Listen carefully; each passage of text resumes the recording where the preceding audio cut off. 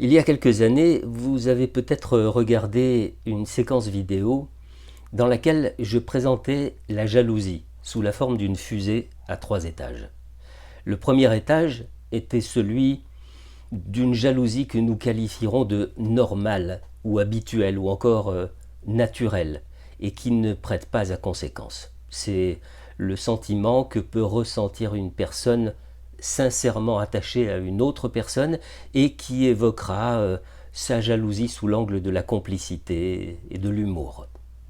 Le deuxième étage de la fusée met en évidence un comportement beaucoup plus affirmé et dans lequel on note des accusations très claires et parfois violentes sur le plan verbal. Ainsi, un homme pourra accuser sa compagne de le tromper en allant voir d'autres hommes, et ceci sans pour autant que les accusations soient fondées.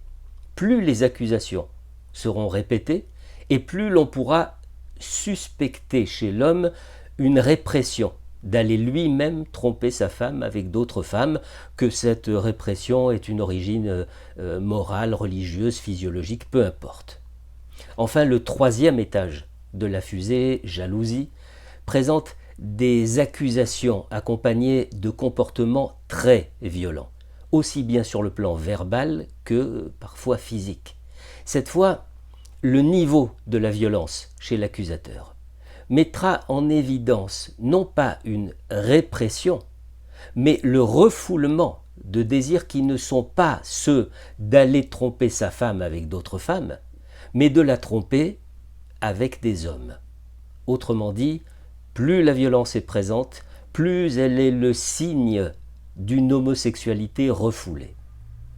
Pour corroborer cette illustration et montrer, une fois de plus, combien les neurosciences apportent souvent de l'eau au moulin de la psychanalyse, j'ai exhumé le résumé d'une étude parue en 1996 dans le Journal of Abnormal Psychology. Dans cet article, les auteurs ont étudié le rôle de l'excitation homosexuelle chez des hommes exclusivement hétérosexuels qui ont admis un affect négatif envers les individus homosexuels.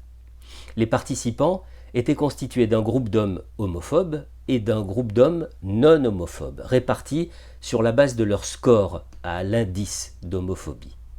Les hommes ont été exposés à des stimuli érotiques sexuellement explicites, constitués de vidéos hétérosexuelles, homosexuelles masculines et lesbiennes.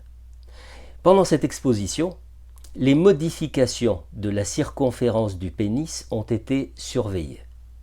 Résultat de l'étude, les deux groupes ont montré des augmentations de la circonférence du pénis dans les 3 catégories de vidéos, hétérosexuelles, homosexuelles masculines et féminines. Seuls les hommes homophobes ont montré une augmentation de l'érection du pénis aux stimuli homosexuels masculins. L'enquête a conclu que l'homophobie est donc apparemment associée à une excitation homosexuelle ignorée ou niée par l'individu homophobe. CQFD.